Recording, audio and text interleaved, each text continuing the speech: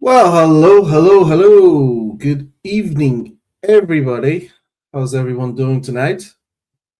Um, we've got a good one coming up today. A nice special guest, I think, that everybody knows of. Let me bring on our co-host for tonight. We've got Dr. Andy in the house. Andy, what's up? Let me give you the applause you need.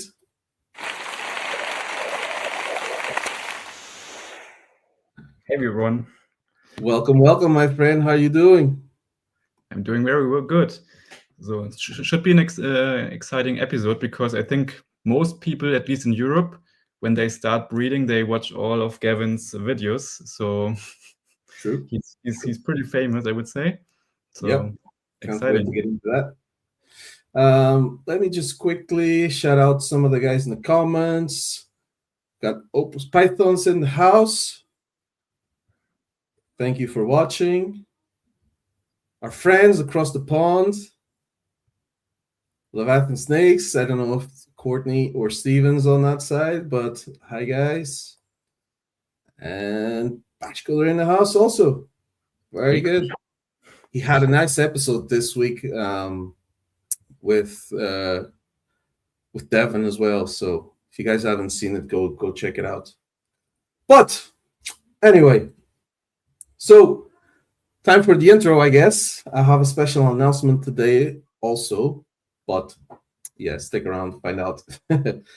If you're like me and you live and breed reptiles, we aren't here for the clicks or the viral trends. We're here for the passion, the real passion. So I started this show because I wanted a place for the real keepers and the dedicated breeders to finally have a community within Europe where we can talk shop, share tips and tricks, and dive deep into the hobby that we love. We're doing with one single goal, and that is sharing the passion that drives us. So every week, we sit down with some of the biggest legends in the game and the newest up-and-coming prospects as well. My name is Roger from Pappy's Premium Pythons. This is our co-host, Andy from Saltering Serpentines. And this is Pappy's Premium Pod. Welcome, everyone. So today I have a special announcement. From now on, I am pleased to announce that Pappy's Premium Pythons is now sponsored by ProHerper. He is the European leader in reptile genetics, specializing in sex identification, genetic verification, and very, very soon disease testing as well. So keep your eyes peeled on that. Join the global #BreedDifferent movement right now. So get the best value for your money now and start testing with ProHerper today to verify your reptile's genetic potential and maximize your collection's value. ProHerper is known for its fast turnaround times, high-quality tests, and European-wide accepted certificates. In case you didn't know, now you know.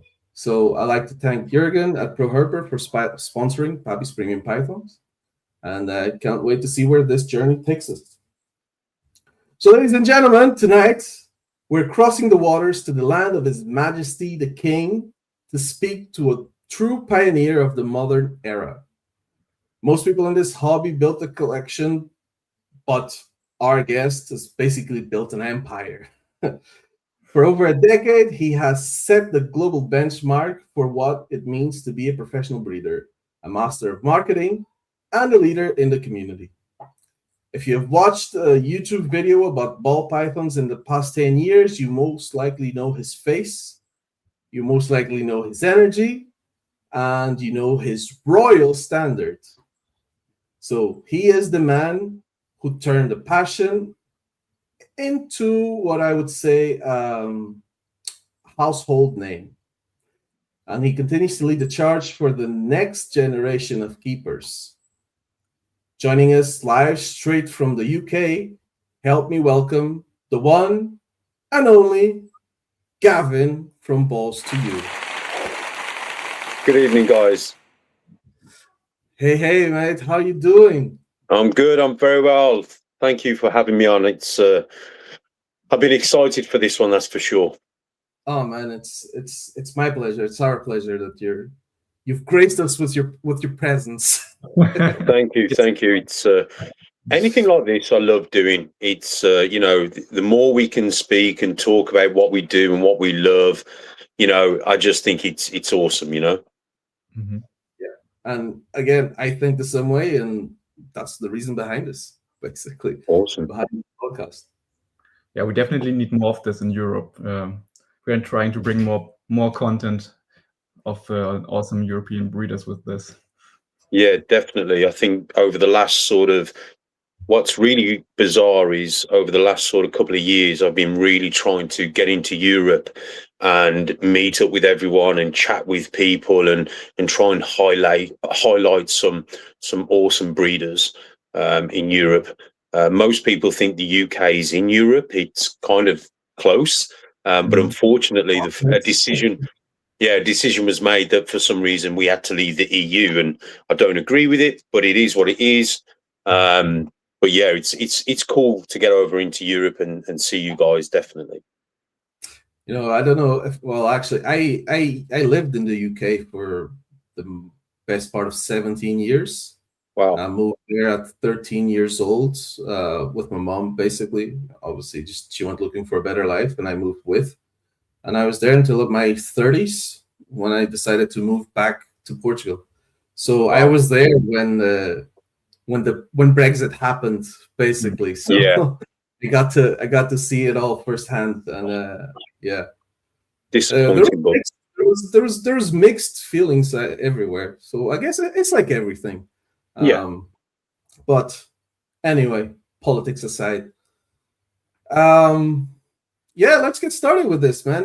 What I want to know is, your background. Like, how did you get into ball pythons? How did they come into your life? Did you get straight into breeding them, or do you have them as a pet first? Talk about that a little bit first. Yeah, so it was kind of a bit of an accident. Always been like most of us, always been into reptiles, had reptiles. Saw Steve Irwin growing up, watched various documentaries with Sir David Attenborough, and sort of really got into the reptile thing. There was my friend, his dad was actually a breeder of like corn snakes and king snakes and stuff like that. And that really that was the first eye opener when I was like 14, seeing a breeding facility, which was crazy. And I kind of got into it. My first ball python, and when I really started to dive into the if you like, the underground genetic world of ball pythons, was around about 2002. I was fixing my friend's car.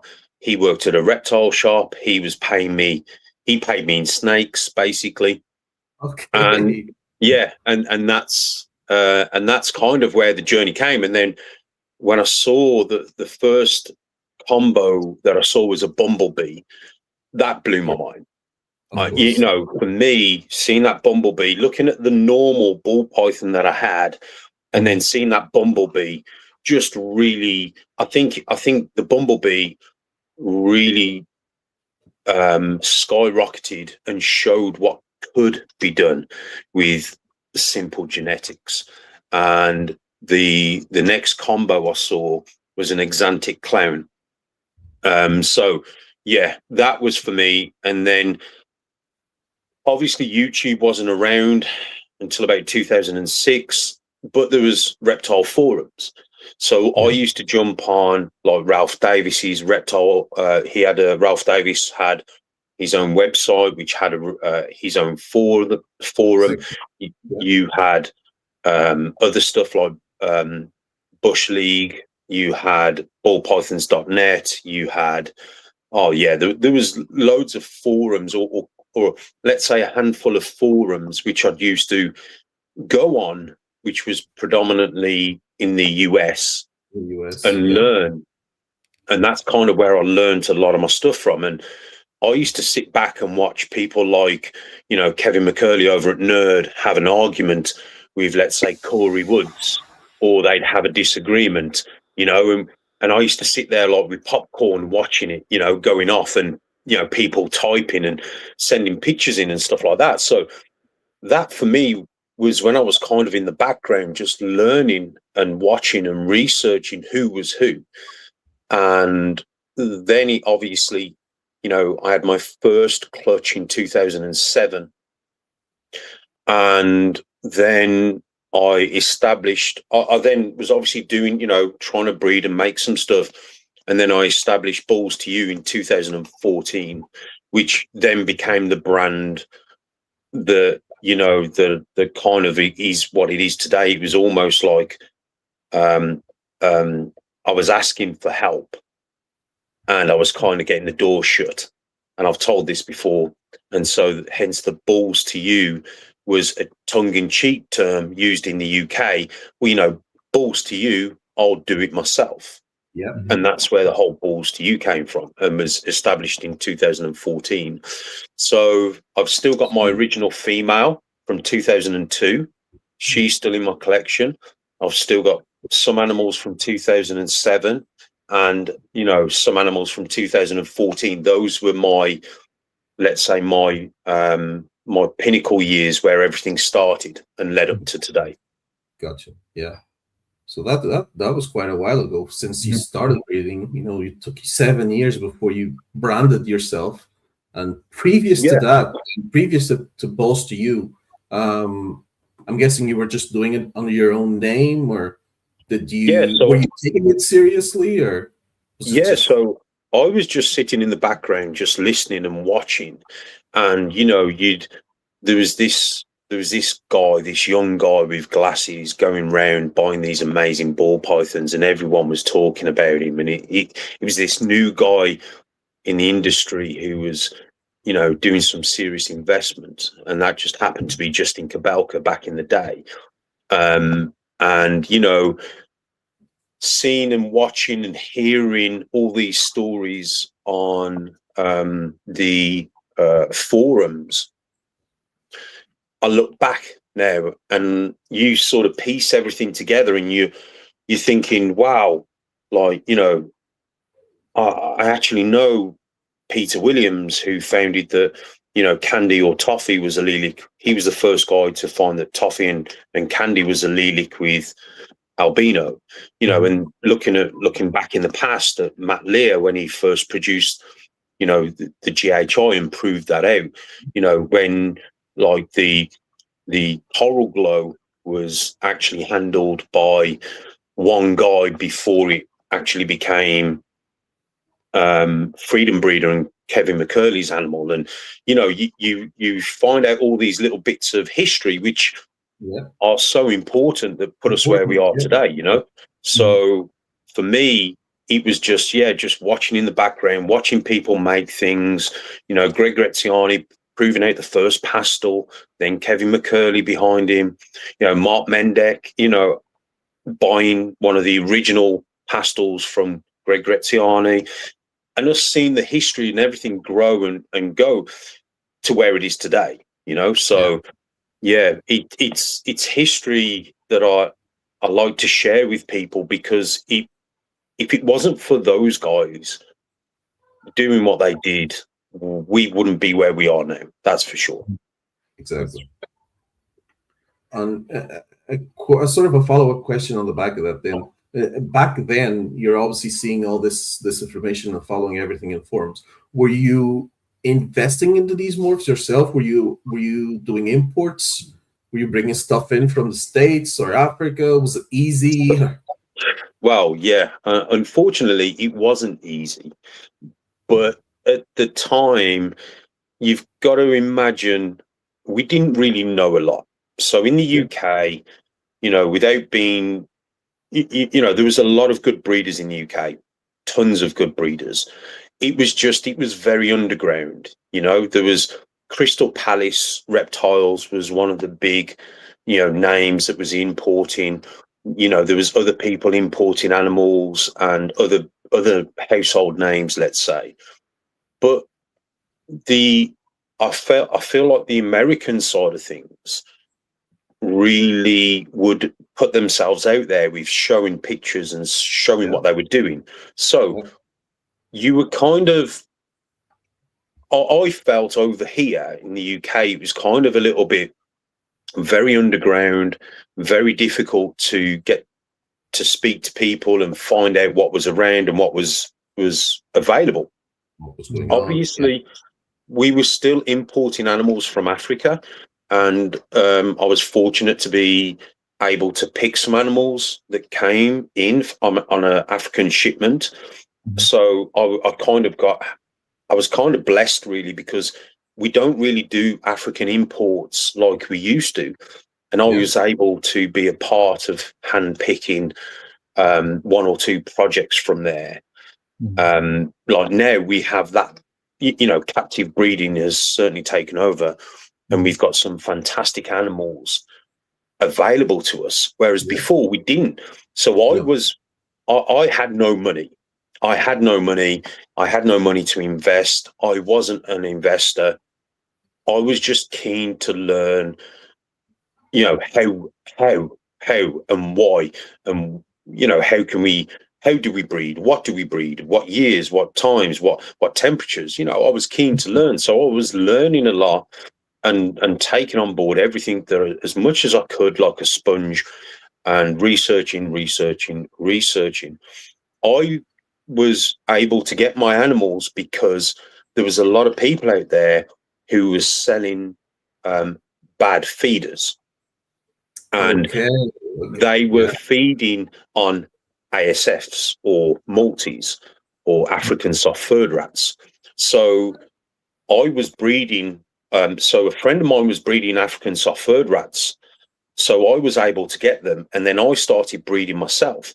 So when people were selling these bad feeders at a reduced rate, I was able to buy them. And when I actually found out they wasn't actually bad feeders, it was just literally they just preferred African soft furred rats as opposed to Norwegian rats, if you know what I mean. Yeah. Nice. Andy, feel free to jump in at any time you want. Don't hold back.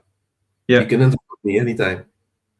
Yeah, no, I just wanted to say, like, when for someone who's in the industry for so long, it must be like an amazing journey. Yeah, you start with like seeing the first genes that become available, like pastel and, as you said, bumblebee.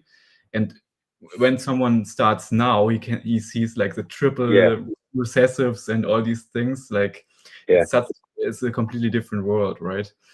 It was crazy to see. Sorry, yeah, go on. No, I was just saying, and they're cheaper.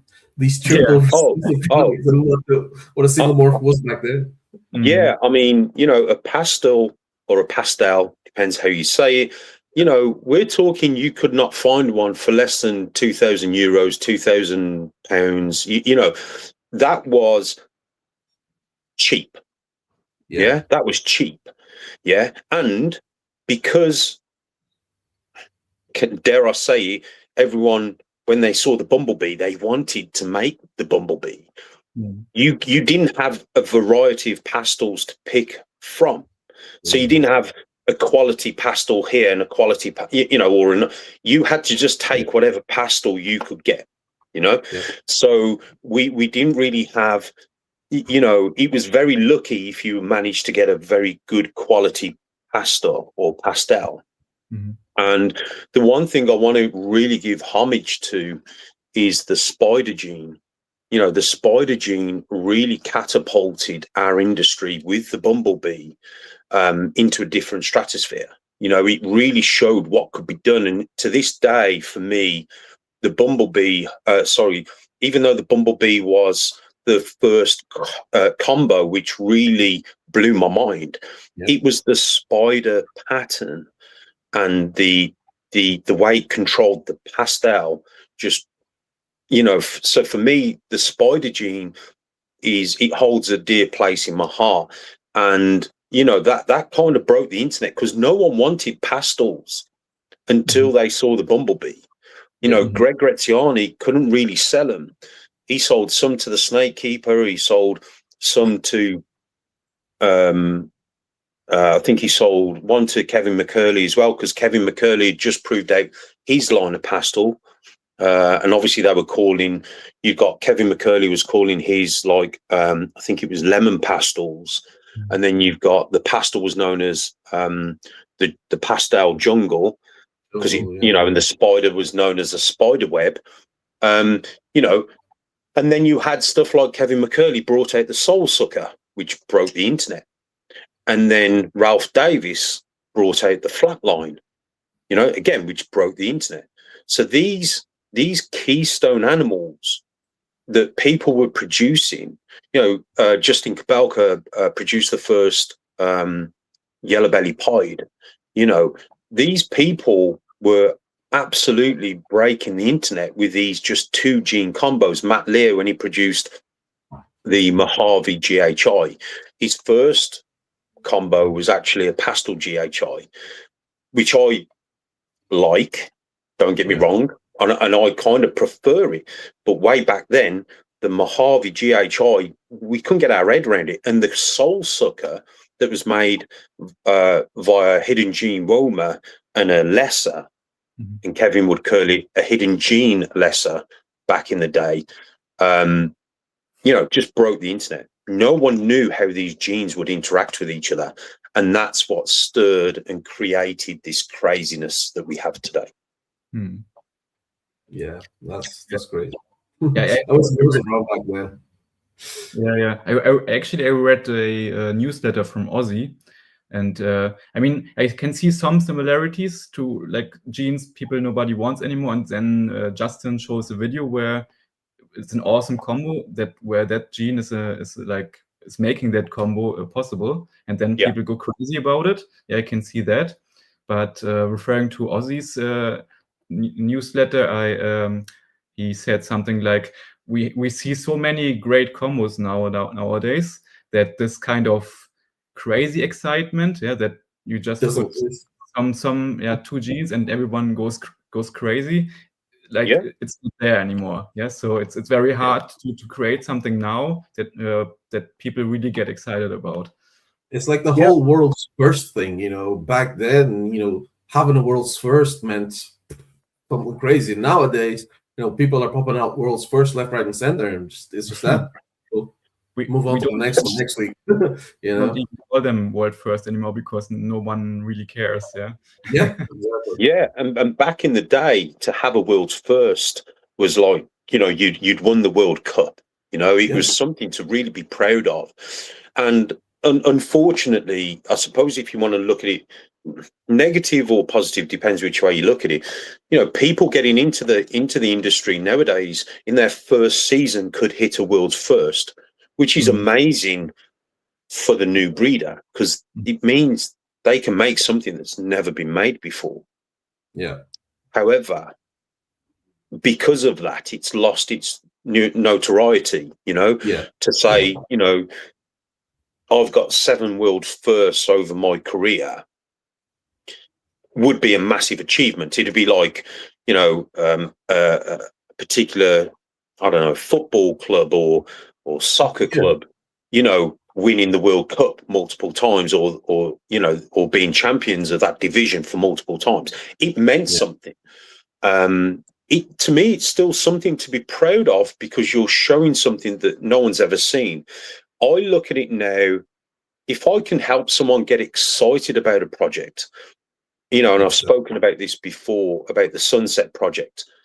When I saw Brian Barczyk cut that egg on his YouTube channel, I was bouncing around the room. I was like, oh my God, it's just...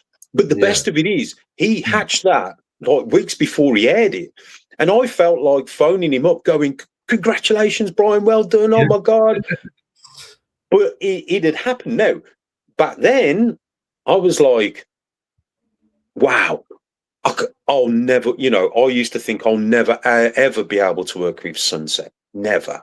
Mhm. And here I am today working with his legacy and producing some crazy stuff that I never thought I would ever be doing. So I'm really honored and humbled by the fact that people like Brian and other breeders have paved the way for what we can do moving forward. And I think there's a lot of stuff that we forget, hence the world's first stuff that we forget. We forget how important that is,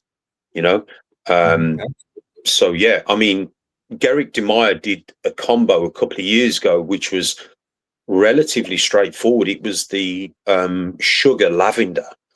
Yeah. And it blew my mind. When I saw that, just a sugar lavender, I went, holy crap, like that is unreal. Which then inspired me to put my calico line into lavender. So making some white cider lavenders, which I'm looking forward to hopefully producing this year. So again, I do think, we have lost the aura around just a simple combo, but it's still there. It's still there. Yeah. I know. It's just, like it's there. It's just not valued as much because, again, there's that many people now in the hobby. You have that many world's firsts. You can have a world's first every day of the week, during hunting season, and it's kind of lost that wow factor. But again, it's to each their own. Like you said, Garrick DeMeyer, when he made the sugar lavender, for me, it was also like a wow moment. It's like this is unreal. But for somebody else that's not so much in the sugar or lavender, they would have looked at it. Oh, cool, yeah, boring. And then, whenever I show that to people and I say, "Have you seen the sugar lavender?" Because a lot of people, sugar is a gene that not many people want to work with because it's, unless you've got a very good expression of sugar. And I can say this, I have sugar and I do have calico, and they are different. And then I've got the white cider. Yeah, I've got the white cider line, which is again more like a calico, but it is different from a calico. So again, when I show people the sugar lavender, you see people's eyes light up and go, "What? Just a sugar lavender?" And it just shows that we've still got lots to do. And we've still got so many combinations to do that there's something for everyone out there, that even the new breeders getting in can make some amazing stuff. And I have actually the feeling that at the moment we have like this strong rush for like multi recessives, but I have the feeling that after a couple of years that will go down a bit again, and then people, at least some, will focus again on combos that maybe not multi recessive but just are beautiful, and then something like a sugar lavender might be valued more again. I think back in the day, we were all about making animals that were very low pattern. Like everyone wanted a high white pied. They didn't want a low white pied. And now we love the low white pied because we get to see pattern. Again, blue-eyed leucistics. Everyone wanted to make a blue-eyed white snake. Or they wanted to make a jet black snake. And now we want to see pattern, we want to see contrast. And I think, that's just kind of a bit like the trend, with clothes and stuff like that. Things change. But I definitely think we multi-recessive projects are obviously where the industry is going. However, I do feel there is more. We're starting to see this increase of people looking at codoms and dominant genes and wanting to work with them as much as the recessive stuff, if that makes sense. sure. I know when I came in, that's where I headed was, yeah, it's, because I was going on Morph Market, looking at European Union Morph Market and seeing what was available. For example, like I love the Ultra Clown project, and I was looking at what was available. There wasn't that many, and the ones that were just Ultra Clowns and no codoms attached, or hardly any codoms attached. And so I was like, yeah, I need to work on that. So yeah, we've got a question here. As a breeder, when do you think that you can truly call yourself a breeder? Is it on your first clutch, your first egg cutting, or is it maybe further along? To me, my opinion would be when you successfully produce and hatch your first clutch, if that makes sense. And here's the thing: there's a twist to that. I think that's what I feel. Yeah, when we're putting the animals together, we are what we call we're becoming breeders. We're striving to be a breeder. Yeah. But it's all about the learning process and the journey to having that clutch of eggs. And people, and here's the thing: we put these snakes together. We finally get an ovulation. We finally get a clutch of eggs. The stress level doesn't stop there, because now we've got to incubate the eggs. Yeah. And then after the incubation, we've got to hope that they hatch all okay. And every day we're probably looking in the incubator going, are they okay? Are they okay? And then when they start to hatch, it's like, oh my God. And you successfully hatch this clutch of eggs, and you're just like, wow. And you go and tell all your friends at work, oh my God, I've hatched these baby eggs, these baby snakes out of these eggs. And they're looking at you like you're crazy. But in your mind, you've produced something which you have never done before. You have been you've established yourself to become a breeder. And I think you've got nothing to prove to anyone other than yourself. And I think as long as you keep that in mind, you're a breeder. You know what I mean? Like you've got to take it for what you want it to be. To me, when I have mentors, when I mentor someone and they phone me up and they go, oh my God, Gav, I've got my first clutch of eggs, bah, bah, bah. And I'm like, wow, yeah, get them in the incubator, da, da, da. That feeling never goes away. And when they're phoning me and sending me pictures that they've hatched their first clutch, I love it. Yeah, I love it. And I think it's such a feeling as well, I was talking last night on the Discord live, and we were talking about hobbies and, discussing about various hobbies like fishing, golf, mountain biking. With those hobbies, we can put them in the back of the shed and forget about them until next year when the weather gets better, or, when we want to go and play golf with our friends or something. Yeah. This hobby is all year round, 24/7. So this is something that when you get your clutch of eggs, because this hobby teaches you patience, perseverance, and persistence.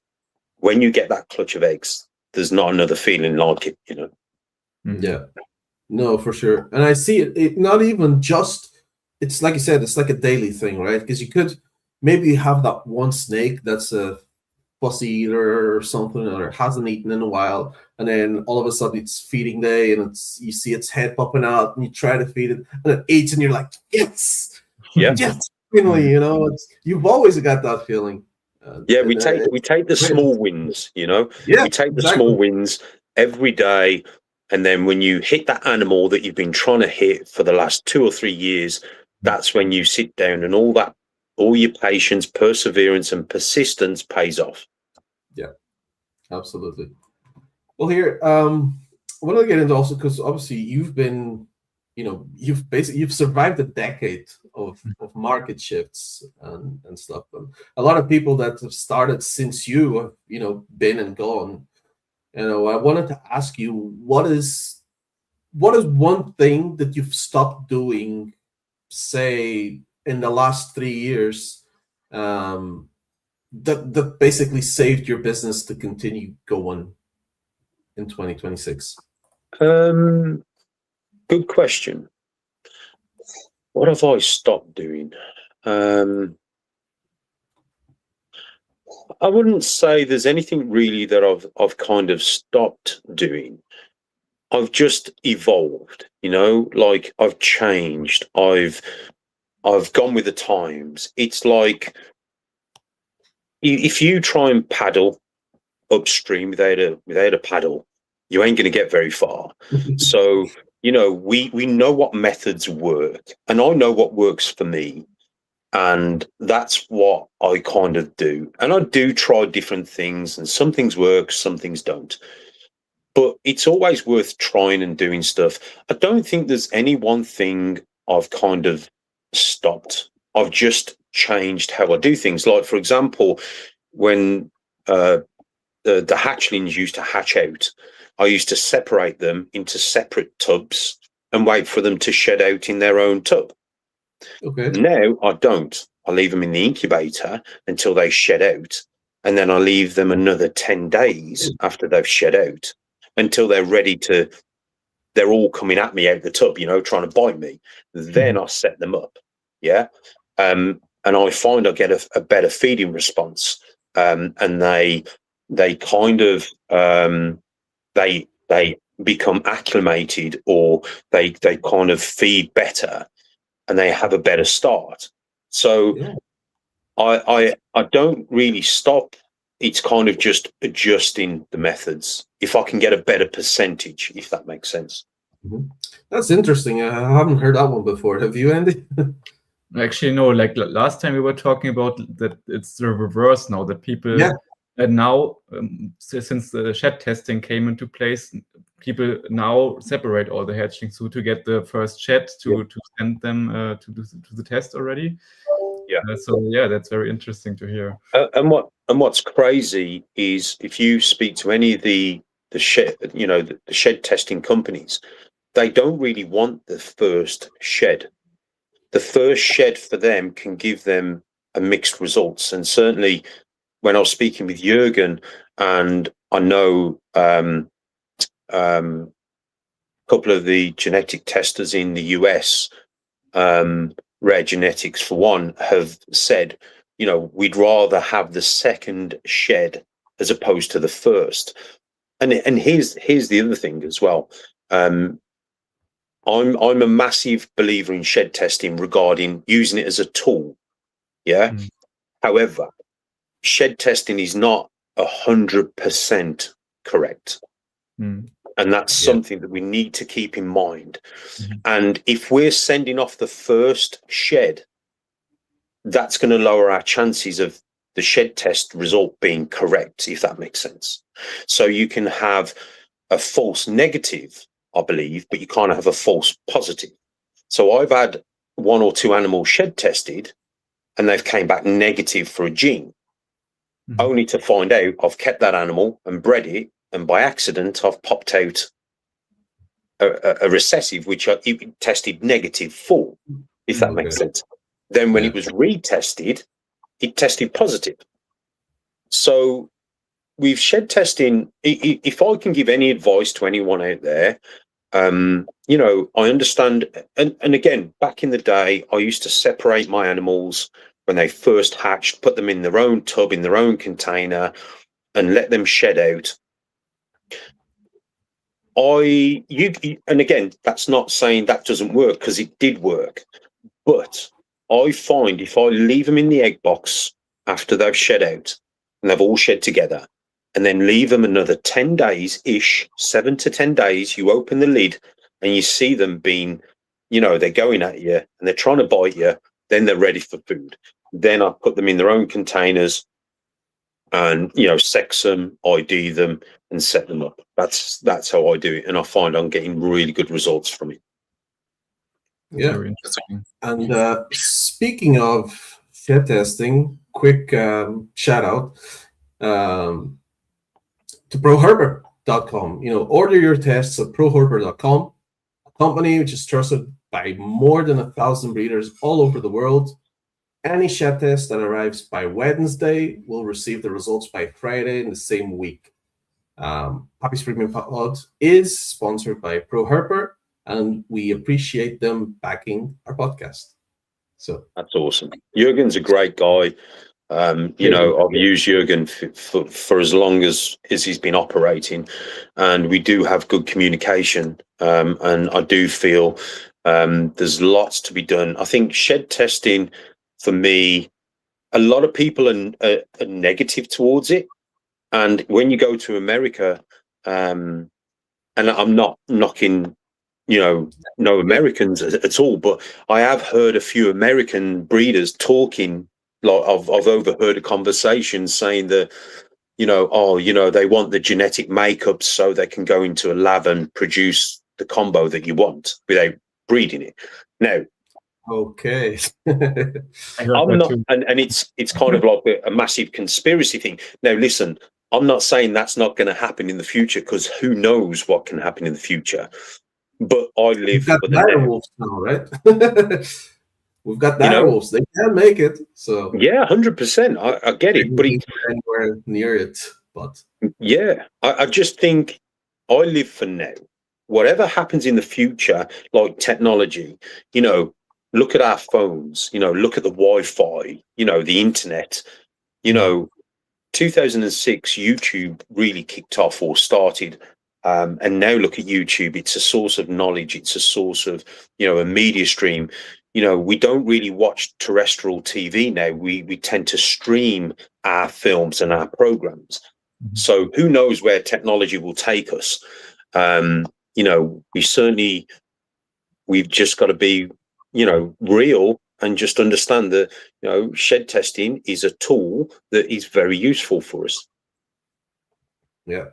And speaking of YouTube, because you obviously have a YouTube channel, a great YouTube channel, which I've been watching since I came into the hobby, basically.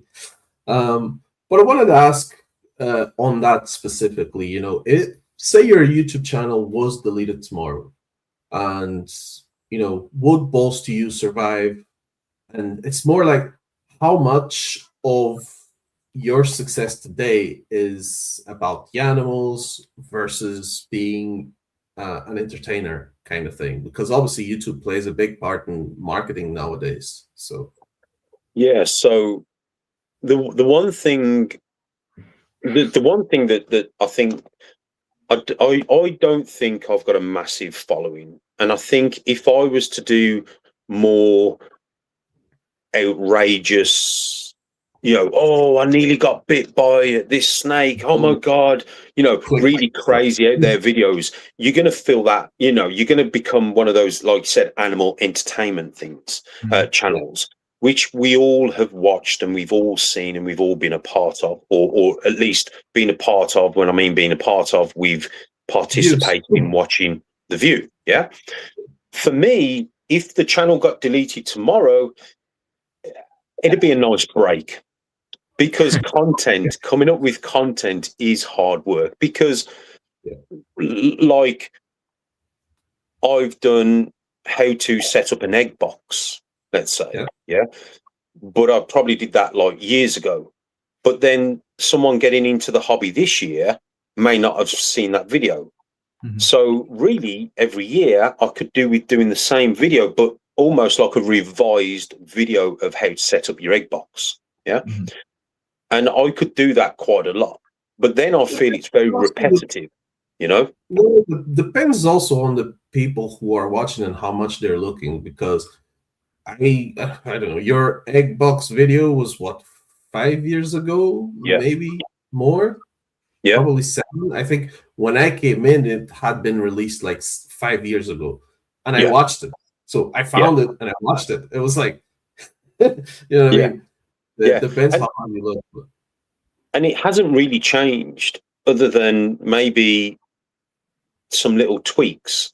But what I'm saying is, you can get burnt out very easy on content. And if my YouTube got deleted, obviously I would be devastated. I would be gutted. And a lot of times YouTubers out there set up a second channel. Yeah. So they'll call it like Balls2U the second, you know, or something like that. So you kind of double up on the media platform, so you have two channels. So if one gets deleted, you've still got this other channel. Yeah. So it's a bit like there's no insurance for what we do. These animals, there's no insurance. So what happens tomorrow if my collection, touch wood, gets burnt down? What insurance have I got in place? I've got nothing. So the only way to do that would be to separate my collection into two different buildings. Yeah. So you have one collection, but separated over two buildings. So that way, then if something happens to the main collection, you've still got your secondary collection. So how much of the brand would be left? I still think YouTube for me is not, for anyone in this industry, is not necessary. I think you being active in the community holds as much weight as YouTube and Instagram. I'm growing. I kind of say to people, look, if you want to grow on social media, there is no secret button that you need, no secret setting in Instagram or YouTube and how to get into the algorithm. It's being involved. And that's something that I learned very quickly, that being involved, commenting, talking, chatting to other people made a massive difference. I'm building my car channel and my car Instagram up, and I've noticed it's kind of nice being at the beginning again, because I'm implementing what I did with Balls2U with the car channel, and it's growing at an organic rate. Yeah. And I'm talking to people, I'm chatting, I'm saying, wow, look at that. Wow, look at that. Blah, blah, blah. And people appreciate that. And I think that's key. I think it doesn't matter what social media platform you're on. It's all about being involved, and trying to do stuff. But yeah, I think YouTube, and there was probably about 5 years ago, probably about 2018, it was like breeders were coming in and straight away setting up a YouTube channel. It was like, oh, if you're going to be a breeder, the only way to do anything is to become a YouTuber, which I was like, it's not. You know what I mean? I did that too. Look. And now I look back, I'm like, oh my God, I didn't know anything. What was I talking about? but there is nothing wrong with that, because how many times have you been at a restaurant, and the plate was the waiter has brought a plate to you and said, don't touch the plate, it's hot. What's the first thing you do? You touch it to see if it is hot. Exactly. And that's life. We have to try these things and learn by our whether it's good or bad. We have to learn. And I think that time 2018, 2019, I think there was this misconception where you had to be on YouTube to be someone, and that's not the case. Yeah.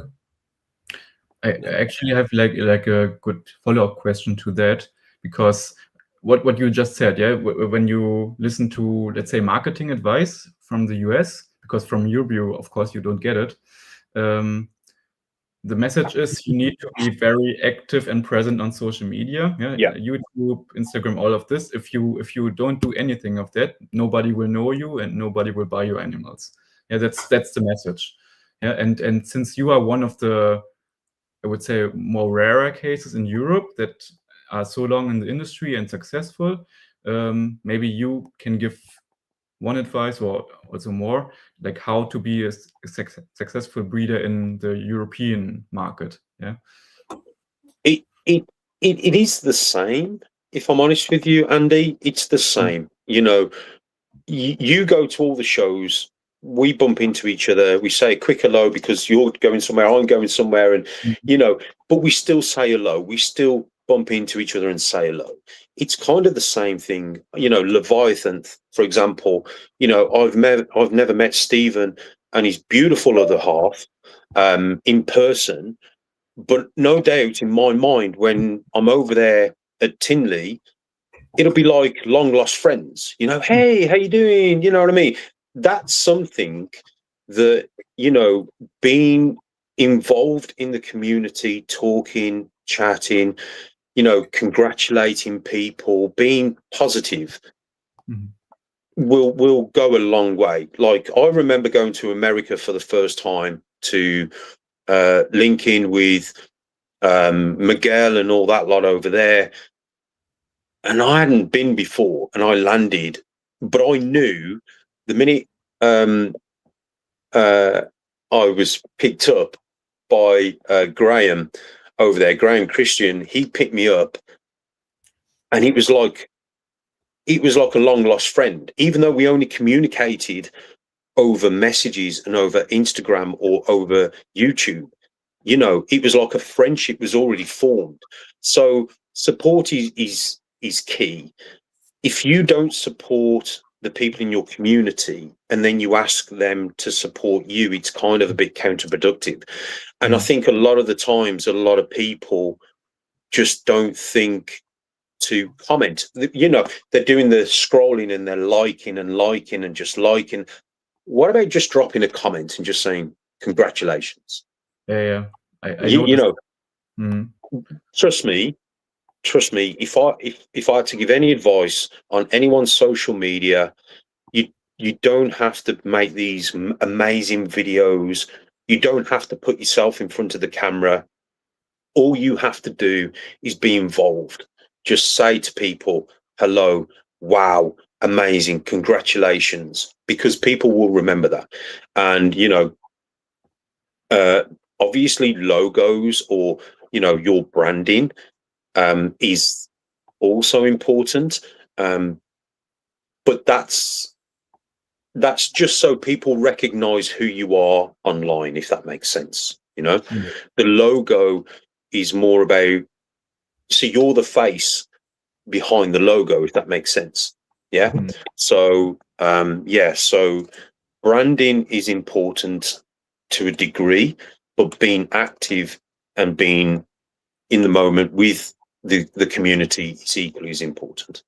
And just as you speak about, like, you're the face of that brand, it's also, again, I keep going back to this, but it is like the reason I got behind this project and I started this podcast, because I found that I was recognizing people's logos, but I didn't actually know, like, their names and their faces. And I knew this specifically the first time I went to a ham show, and I was walking around, obviously, looking at all the animals and stuff, but I was like looking at the faces of the people behind the animals. I was like, I don't know anyone. I was like, oh wait, I recognize that logo. Is that who it is? Is that the guy? Yeah. Or sometimes you're, obviously, when you're vending, you're not doing it by yourself. You have someone else with you, or 2 or 3 people.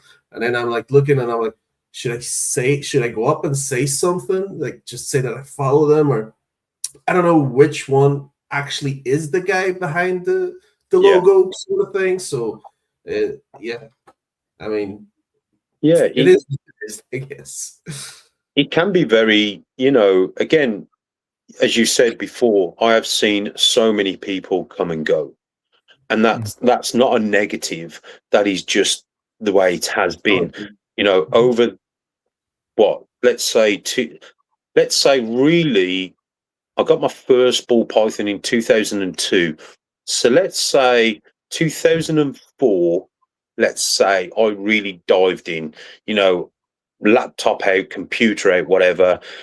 Looking at the forums, looking what was going on, seeing what was what, finding about this guy in Africa called Noah, who was the god of ball pythons, who was exporting them all from Africa. And, people were paying $50,000 for these, these rare snakes.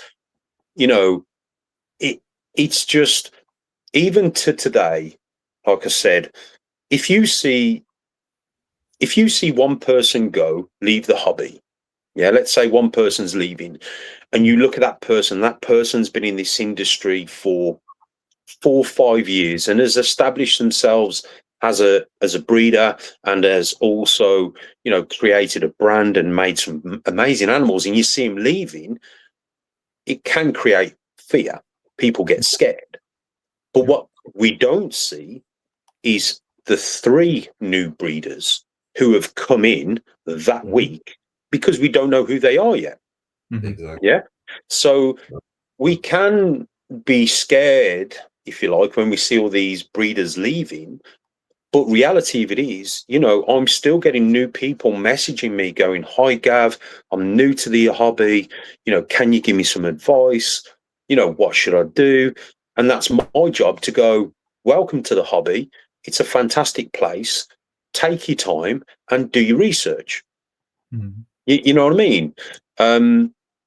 So yeah, it's been up and down for the last 15, 20 years. Yeah, easily 20 years. You know, I remember when there was guys going around throwing big money and they're nowhere to be seen now, you know? But yeah. So when a new breeder asks you what you recommend, then you just say, yeah, just do your research and just enjoy your the time and don't do it too quickly. Yeah. Yeah, it's very easy to go out. It is definitely, you know, it is definitely a buyer's market at the moment. There's no doubt about that. Okay. But the money, if you're in it for the money, then you're in it for the wrong reasons. Now, you have to accept that there's money involved, because we're producing animals and we need to sell the byproduct of what we're making. And some people have been very lucky to turn it into a business, which is amazing. Not that many of them. Yeah, you know, and again, it depends where you live in the world, depends on where the market is booming or where the industry is thriving. And it depends, like in certain countries, like in Spain, there'll never be a ball python market. You know, it's heartbreaking because I live in Portugal, which is right beside Spain. And a lot of the legislations and rules that we have in Portugal are just copied from our next door bigger neighbor, basically. So I'm worried that someone in the government's going to go, "Oh, those things are not allowed in Spain, so let's ban them in this country too."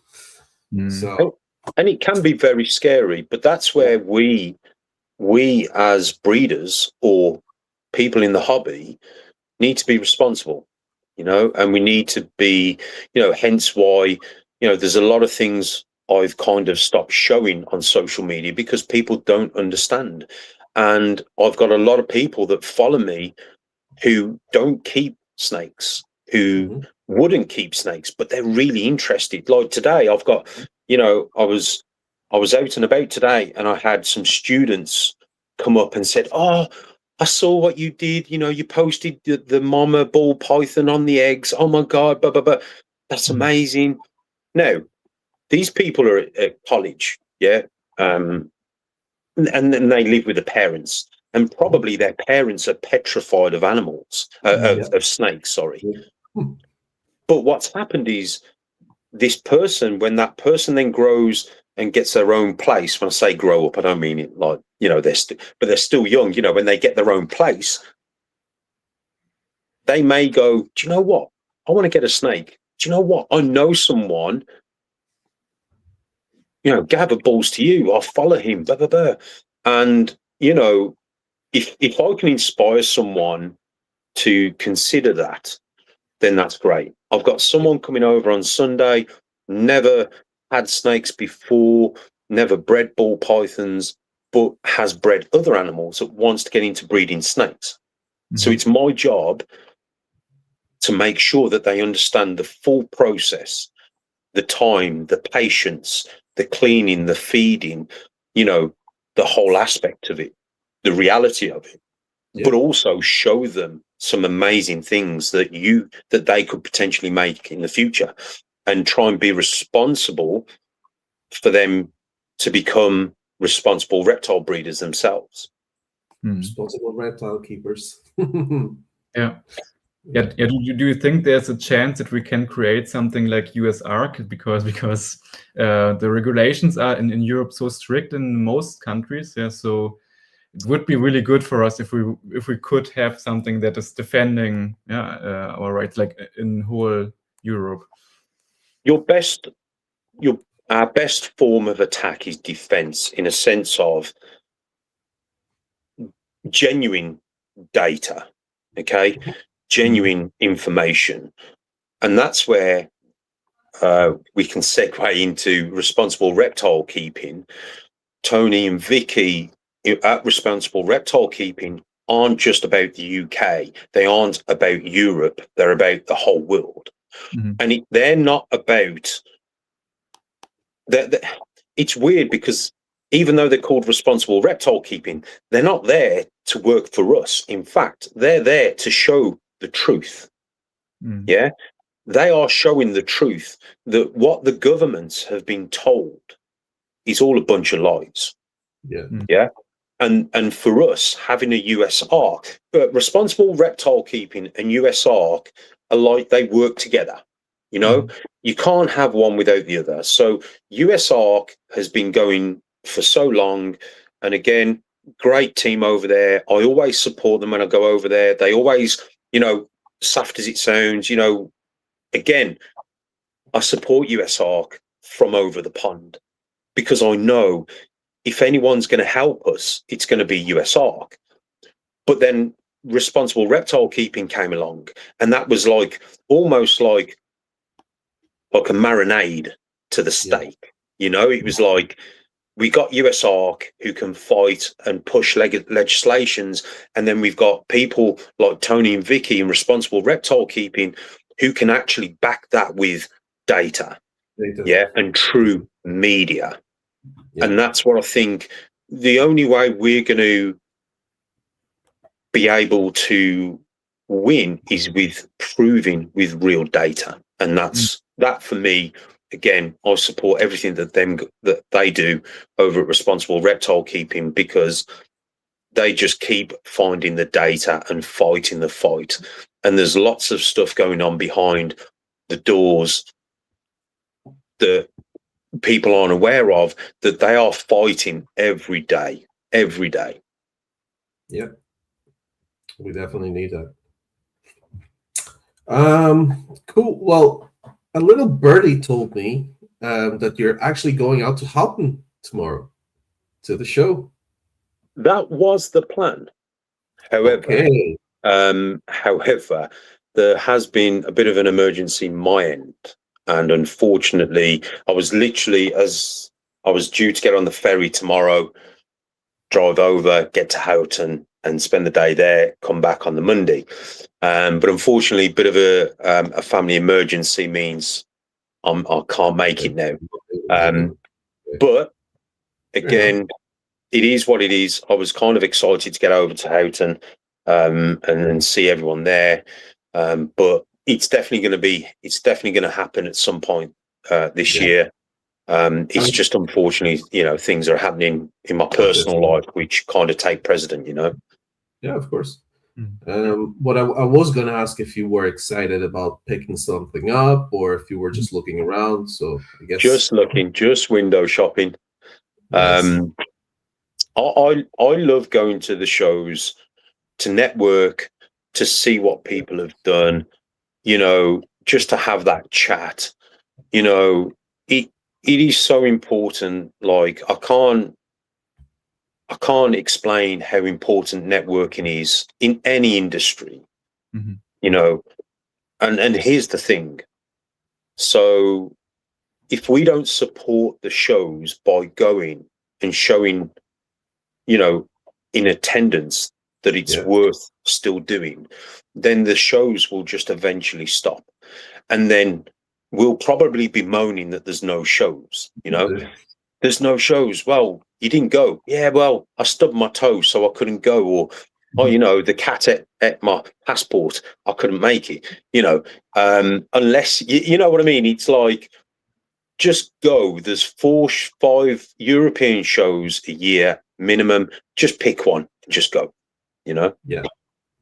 Yeah, I'm trying to work on that. Last year, I didn't make it out to any of them, but I definitely want to go to at least one this year. But as I said, it's not so easy for me to get over. It's like a 24-hour drive, but it is what it is. I would just fly with that distance. Yeah. Yeah, I can fly, but then I can't bring animals back. That's a problem. And I can't, I promise you, I cannot go and tell myself I'm not buying something and come home really empty-handed. It will not happen. I guarantee you for sure. Mm. So There is a way. There is a way around that, and that is you go. leave your cards at home. Yeah, you go there, you buy an animal, then you give it to Andy to look after and breed, and you do a joint breeding project together. Yeah, no, I know exactly what you mean. I know exactly what you mean. I've been to some shows, especially in America. It's very difficult for you to really get the animals back. And again, there is companies out there who can export them for you.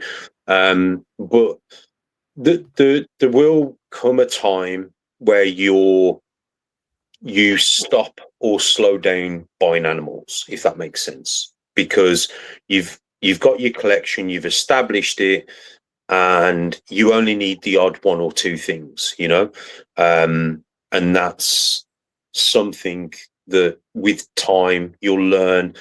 I don't really need one of them because I could make it, or I could do this, I could do that. Predominantly now, I tend to buy projects that I haven't got, or if I've missed and I really need that combo and someone else has made a fantastic example, then I'll purchase it, Yeah, of course. Yeah, very good. Let me ask you, because I'm trying to be conscious of time and we've already gone over the hour mark. But are you in a rush or anything? So, Sorry? Are you in a rush? Do you need to be going quickly? No, I'm missing my drinking time, but I'm okay. That's only healthy for you. Yeah. No, so much stuff to cover. I mean, it's been such a good conversation. It's gone so quick. I just looked up and I was like, past an hour. Damn. It flies by. There's always episode 2 and episode 3 and episode 4. Yeah. Let's do it. So, okay then, Andy, do you have anything that you want to bring up still? Because when I get talking. I was already trying to mix my questions in. Maybe something like interesting. If you would now have to restart, let's say the worst case scenario happens. Mm-hmm. Like your I don't want to say your collection burns down, they just vanish. Yeah. Yeah, I know what you mean. You sold everything to start over.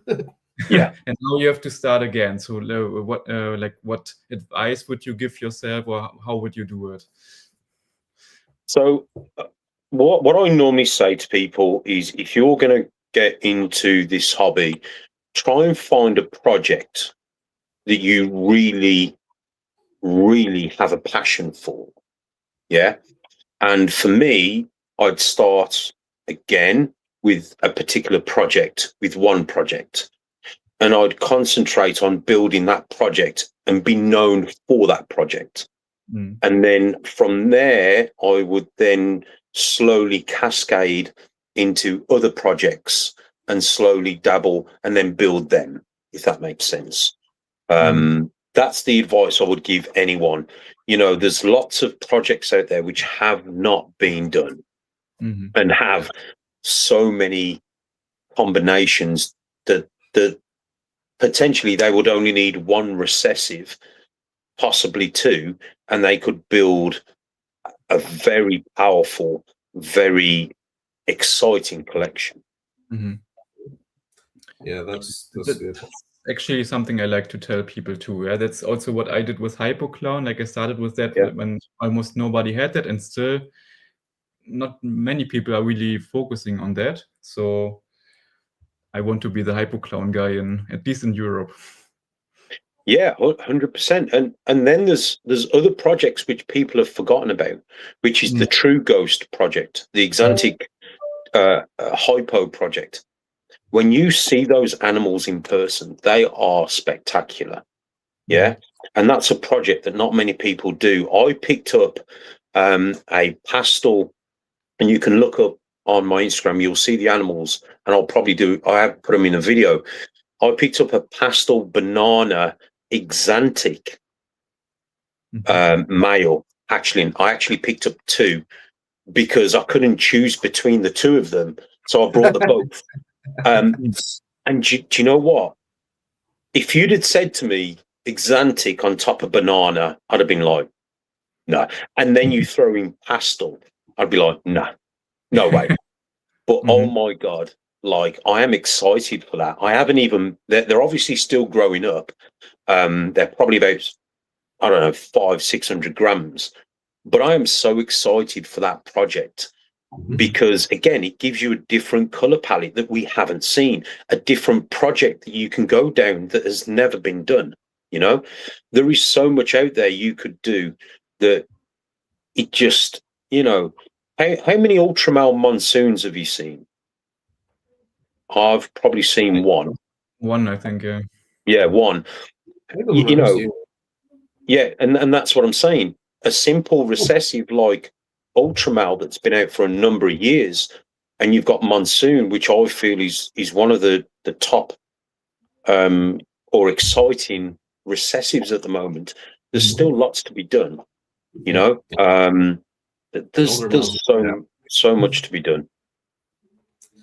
Well, so let's look at your collection specifically then, on the back of Andy's question. So if you had to sell all your animals and keep one single pair, male and female, to restart with, what would you pick? I got asked this question last night on the Discord live that we did, and I said monsoon. Okay, but I'm going to give you a different question. I'm going to give you a different answer because I feel that was the recessive side. So if we can split it into a recessive and a codom, these are the two I would pick. It would either be the Monsoon project or the White Cider project, which is my line of calico. Yeah. So yeah, I'm not a greedy type of guy, but I'd keep everything if I'm honest with you, but we can't do that. Definitely something like the White Cider or the Monsoon. Yeah, that would be a good start. White Cider Monsoon. What would that for look me, like? yeah, for me, what I've seen with the White Cider project, you know, and again, I didn't buy it as a calico, so I can't call it a calico, but I feel it resembles more of a calico line, yeah, than a sugar line. But for me, what I'm seeing is amazing. And if we had to go off, and this is where the next evolution, I think, of our industry is going, is lineage, like quality. Yeah. So we've all, like, I've been to shows and I've seen a stranger on one table and I've looked at it and I've gone, is that strange? Yeah, exactly. And then I've gone and I brought my strangers from Ultimate Balls in Ireland, in Northern Ireland, who got them directly from Roland, and their stranger lineage is phenomenal. So my stranger lineage now, I believe, is phenomenal. You know, it's a fan. If I put one of my strangers in front of you, you would not argue or have any doubt that it's not stranger, and it is consistently producing amazing strangers. Yeah. So lineage, I think, like you would have, you know, we have dogs with, you know, KC registered or pedigrees. Yeah, I think like our friends in the chat here, Leviathan Snakes, they're trying something similar to that over in the States in the Yeah. in the SERE show with Mm. best recessive ball python and all that kind of stuff. Working with RGI, they're trying to move towards that kind of thing. This animal was the blue ribbon winner of Series Show 100%. 2026 kind of thing. And It would be 100%. I think it's great. I think it's great. We have it Yeah. in other bigger Yeah. hobbies / industries. So let's why not have it in snakes too? Yeah, 100%. And I think for me, if I'm going to sell a new breeder an animal, I want them to be able, when they breed that animal, that they're going to be able to easily ID the gene, if that makes sense. If you've got a subpar quality animal, you may struggle to ID it in combos. But if you've got a powerful, lineage to start with, it's definitely going to help you with IDing animals. So again, buy with your eyes, not the price tag, and it will pay you back dividend in the future because the animals you will make will be absolutely spectacular. The Stranger Project, when that came out and Roland and showed it off on Facebook and was doing stuff on his social stuff, and Justin did the video of the Stranger stuff, it was crazy, and here I am, I've got Stranger triple het ultra male clown sunsets growing up, so we've gone back. So instead of just now, everyone's going Stranger clown crazy combos, I'm now gone back to quality Strangers, just single gene Strangers, which are triple het ultra male sunset clowns, and they're going to be hit a male and a female, and they're going to be part of the future of that project. So I want to start with the best looking Strangers I can, the best looking animals. And I think that is so important. Yeah, it is. Yeah, absolutely. Like, it would be really nice to have such a contest thing in Europe too. Let's see if we can make that happen somehow. I see, like, at least like new people often don't take care of the quality so much. Yeah, they just look at the price, and they just buy the cheapest option. And later, when they have their clutches, they ask people like, what do I have here? Yeah, can you help me ID? And when then people start to say, oh, I don't know if that gene is actually in there, or it looks like very poor quality, then sometimes at least they start to realize, oh, maybe I should take more serious look at the quality and not the price, right? 100%. And I think that is, and again, if we work on quality, let's face it, it's also going to help with responsible breeding. Yeah, which means we can we're not just breeding animals for the sake of breeding animals. Now we're breeding for a quality lineage. Yeah. And it will, in my opinion, I think it will help drive your projects and let your animals speak for yourself. There's fantastic breeders all over the world, but for me, it's the people who look at the quality and hand pick. Even though they're not buying a Stranger clown pied monsoon ultra male lavender animal, they may be just buying the best example of a Stranger they can buy for their own future projects, and that's what I think is key, definitely. Yeah, for sure. So we're getting to the end here. Let me ask you a few questions, a few quick fire questions. So very quickly, I'm going to try and test you here. In 3 seconds, right? What is the most important gene in the history of the hobby, in your opinion? Spider. Nice. Very good. What's the most overrated morph currently on the market? It was clown, in my opinion. It was. Yeah. No longer is.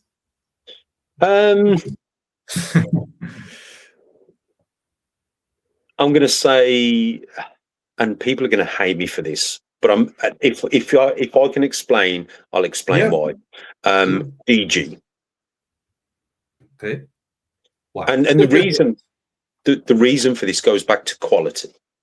And I don't know if you remember when we saw DG clowns soar in price, people were trying to sell DGs, and the quality, in my opinion, just wasn't worth the price tag, if that makes sense.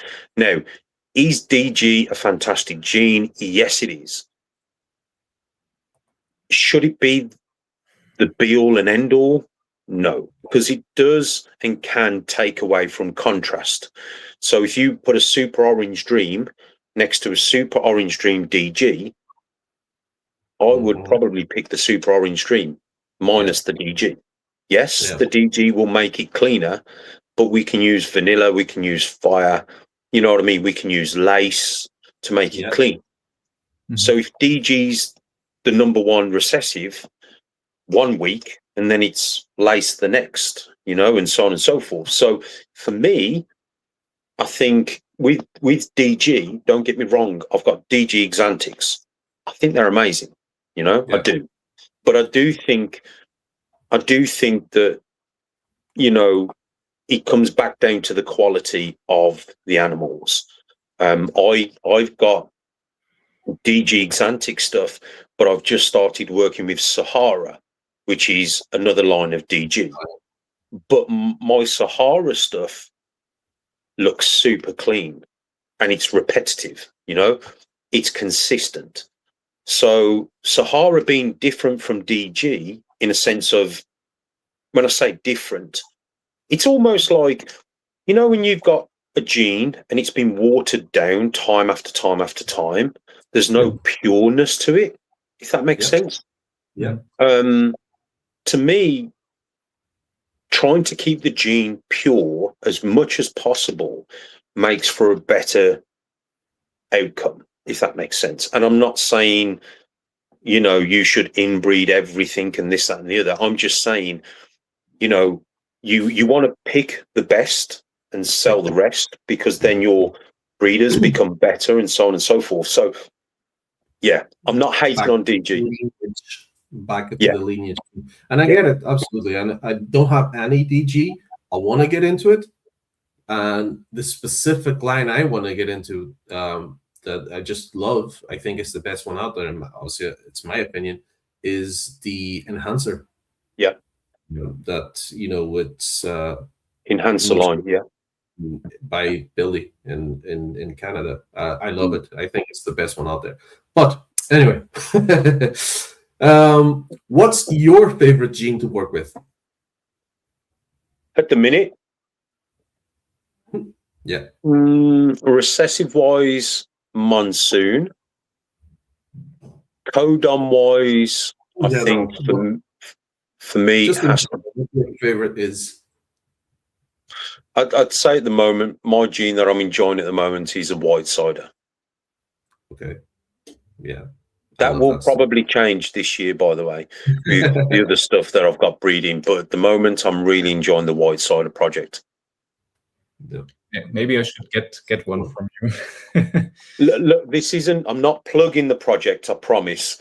But at the moment, I'm really super excited. The fact that I've brought back from my customers the white ciders, because I've seen some stuff. I'm just super excited for it. And that's why, again, nothing,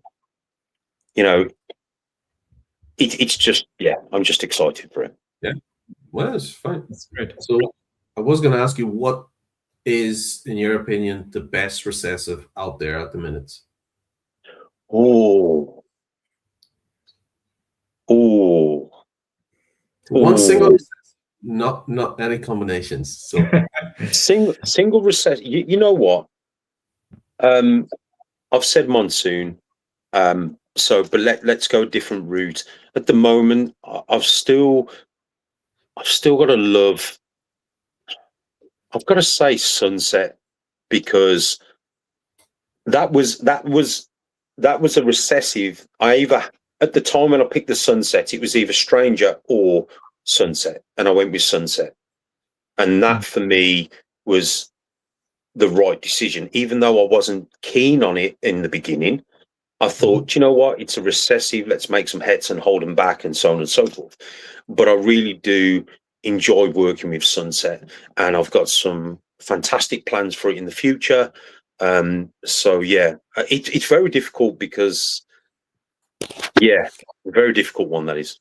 Yeah, I know. That's why we ask it. I was gonna say, like, Stephen will love this answer.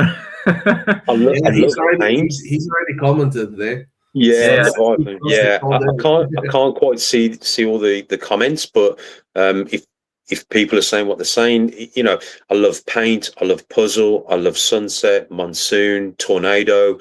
You know, myself and Lavish Royals, we're in the Tornado project, so we're super excited about that. There is nice. lots for the future, lots. I What love about Sun- Incomplete Dominant?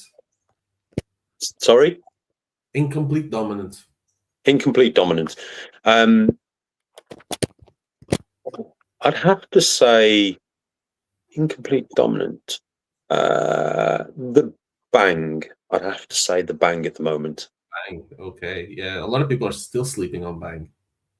That's, you know, for me, the Bang is a fantastic gene. I'm just looking forward to making some super Bang combos, which I think will pique a lot of interest.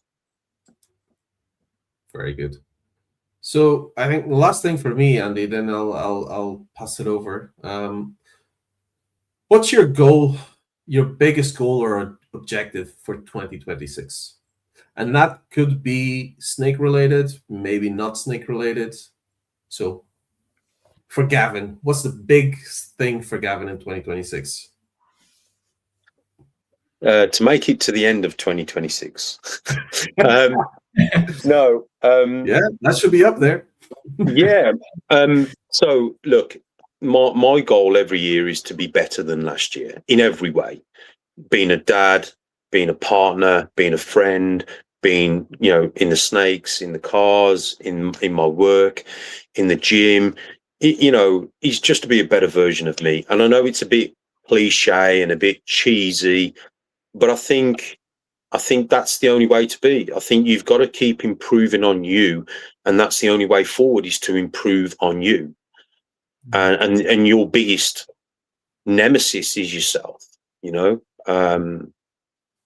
the future's bright, definitely, and I've got so many things to achieve. You know, this year I'm a year older. I haven't got time to get old. I've got too much to do. I've got too many combos to make. You know, there's projects I've just barely started that could potentially take 10 years to see the rewards. But I'm in this for the long haul. You know, you won't. Yeah, I'm in this for the long haul, definitely. That's great to hear. I'm glad to hear it. Yep. I mean, Andy? you're in there for the long haul. Any final questions, Andy, from your side? I was actually able to mix almost all of them in already. I can maybe one that is asked very rarely, like a very business-minded question, because you actually have Balls2U running as a business, yeah, like a official business. Yeah. So how many years did it take you to become a profitable business?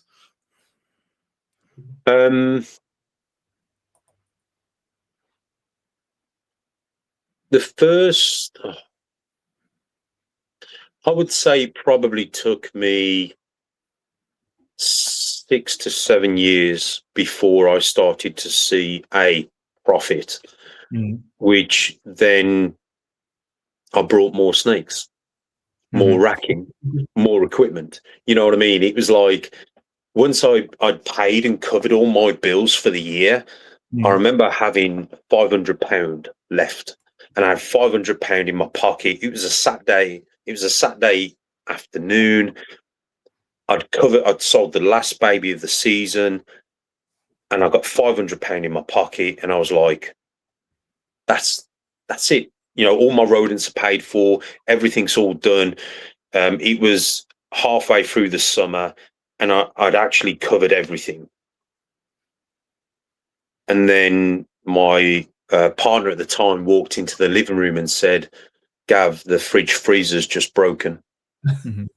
I was like, right, yeah, okay. She went, well, I've seen the one I want. It's £560. I was like, okay. Now, she didn't know I'd got this £500 in my pocket, and that was burning a hole in my pocket. You know, I was like, oh. So I was able to pull that out and go and buy the family, you know, a new fridge freezer without going into debt for it. And that's something that, you know, every year when I made more and more profit, I was able to obviously buy the stuff that I wanted for the next season, or, you know, get into new projects. But I was also able to give back to my family. You know, the year after that, I think I had £1,000 profit, which I then put into having part of the back garden done. The year after that, I think it was about 2,500. And again, I then put that back into the house. We had a brand new bedroom, which we never had before, you know, wardrobes and stuff. And I always swore every year I would give back to my family, because they put up with me doing all this, and on a Friday night coming and doing podcasts, you know, and stuff like that. It's soft as it sounds, you know, we're blessed to do what we do. And if I could give anyone any advice, never forget the people who stand by you, which is your family. You know, always take them out for a meal, say thank you, you know, go and buy them that McDonald's, you know, with the bit of money that you've just earned, you know, take them out for a meal, you know, take the kids down the local soft play, and, you know, treat them to ice cream or something, you know, just to say thank you for us being in the breeding room, or in the, you know, late night feeding and stuff like that. I think that's important. So for me, it was about 7 years. I digress from the question. Sorry, Andy. It was about 7 years before I started to make anything. And that's when I went, right, okay, I need to turn this into a business, because I need to declare what I'm doing, and just so I can sleep at night and not worry about the taxman knocking my door, you know? Yeah, absolutely. I love that answer, to be honest. And you have the part about giving back to your family. I totally get that. That's obviously always on my mind as well. And, you know, right now I could be sitting in the living room with the kids and the wife watching a movie, and we're here. But it is what it is. So just wrap up. What's your best snake room pro tip? Oh, For all the new breeders out there setting up their rooms and stuff like that. I've always talked about, airflow.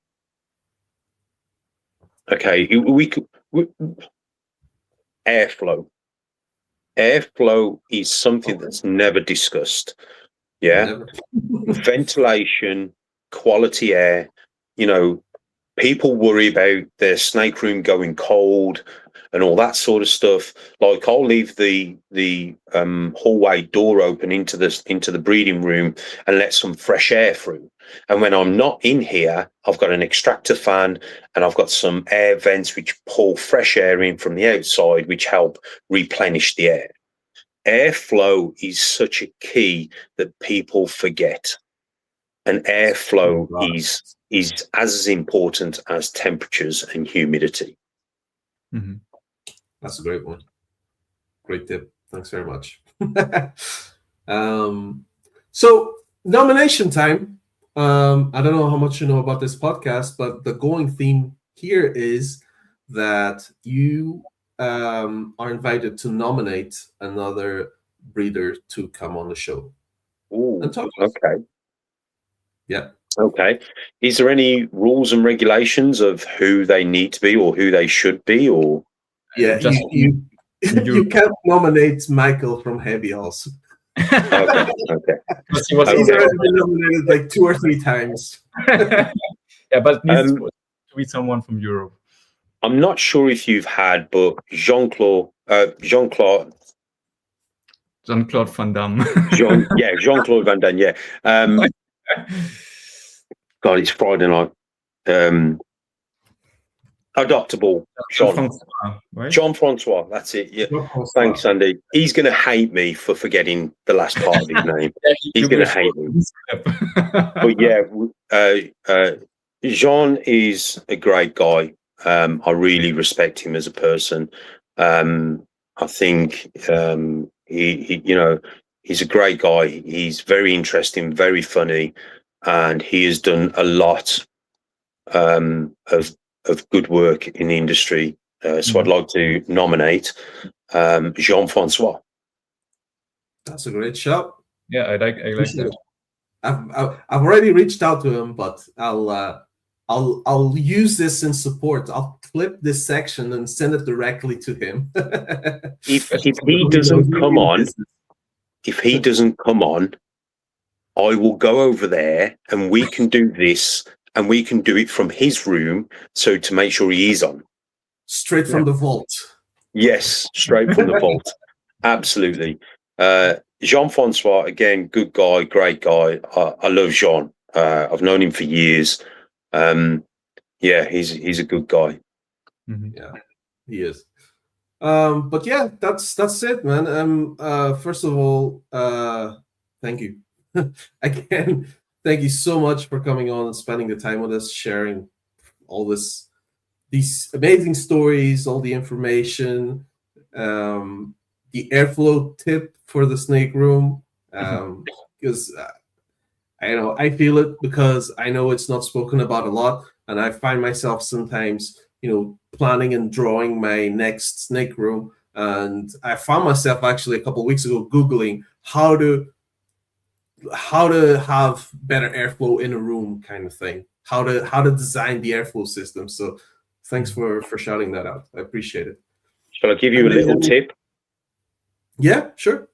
So the simple thing, what I've learned over the years, is you can get like an extractor, which you would get in your kitchen, okay, which will suck the air out of the room, okay. So it's probably about I forget the size of them, but they're about that big. Kitchen extractors, they go in the wall and they pull the air out your room. The secret is the inlet to be about a 50 or a 70 mil inlet. Okay, so the reason for that is the inlet is smaller than the actual exhaust, and the reason for that is when the air comes through, it's more denser, and the oxygen is denser because it's compressed. Yeah, and it works like a vacuum. So it pulls the air through, which makes the air quality coming in a lot better because the air is compressed, a bit like a jet wash. When you use a jet wash and it fires out water, imagine it like that. Yeah, that's going to be your best way to start off your ventilation and your airflow in your reptile room. And, you'll soon see the minute you shut the doors, it'll create a vacuum, and you put your hand over the inlet and you'll feel the dense air coming through. You open the door and the dense air will stop because you've not got that vacuum. And what that'll do is all the stagnant air that's in your room will be pulled out through the exhaust, and you'll get quality compact oxygenated air coming into your room. That's great. I'll make sure to save this for future reference. Thanks so much. No problem. Yeah, it's been a pleasure. Likewise. Thank you for having me on. Thank you for anyone that's watching this. I'm sorry I didn't get a chance to look at the comments that were made. I really do appreciate everyone's support. And I just want to say thank you to you both for having me on. And again, guys, keep going with the podcast. Keep pushing, keep going. It's definitely something which is always good to see. Appreciate it. Thank you so much. Andy, do you have anything else to say? No, I'm done for now. Yeah, ladies and gentlemen, yeah, that's a wrap for Gavin, Balls2U. A huge thank you for coming on the pod and adding so much valuable information with us today. So Thank you. Gavin, you can go and have a pint now. Thanks, guys. Take care, everyone, and thank you for all your support. Thank you. Thank you. Thanks so much. Thank you. Awesome episode, I think. Yeah, that might have the time says speaks for it. Mm-hmm. Hour and 40 minutes. That's insane. Time was really flying, but I was expecting it. Yeah, with Gavin, he has so much experience and he's a great talker. So thank you, Lavish. Yeah, thank you. And the comments were going crazy today as well. Appreciate you guys. Don't forget to hit that thumbs up button and stuff. I was sharing the link everywhere again, so I think that helped. Thanks. That's good. But yeah, Andy, thanks for coming on as well as a guest. Let me see what else. Another shout out. ProHerber, our new sponsor for Pappy's Premium Pod. Go check it out, guys. ProHerber.com for shed tests. Keep an eye out on the social media because there's some pretty cool announcements coming out soon in relation to testing and in relation to World of Ball Pythons. In case people don't know, Jorgen has bought the rights for World of Ball Pythons, and he is basically remaking the whole thing and improving it, and it's going to be awesome. I can't wait. So, that's basically it. Guys, if you've enjoyed this episode, please do me a favor, hit that like button, hit that subscribe button, share this with another keeper that needs to hear this. We are building this community within Europe together, and every little bit of support helps. Like Tesco, every little helps. Joke, UK people. It helps us to keep the passion alive, and basically this is what moves us forward and keeps us in this industry that we're in. You can find more of my work at Pappy's Premium Pythons on Instagram, YouTube, Facebook, TikTok, Morph Markets, all that kind of stuff. The same for Andy, Saltering Serpentines. Search him up. Don't forget to follow us on social media. Until the next time, guys, stay focused on the passion, keep the projects moving, and peace. Pappy out.